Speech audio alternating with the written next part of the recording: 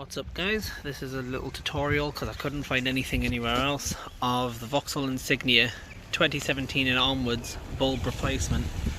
How to replace just a normal halogen light bulb. So typical Vauxhall, you literally just pop the cap off, put it somewhere safe, and inside you've got a black switch there. That's this here, this thing, that is the plug. You literally just give it a good wet pull out. So as you can see, that pulls out there, yeah. And you literally just pull the bulb out by the prong. That's literally how you do it. You just unplug that plug. However, first, in order to get the whole unit out, there's these little flaps here, right? You can see these little metal flaps. You literally just pull them back.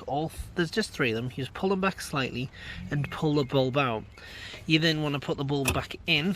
So when you get the bulb out, you plug it back in, and then you just simply give them a little bit of a push back down, and that kind of secures them in place. That's literally it. Thanks for watching.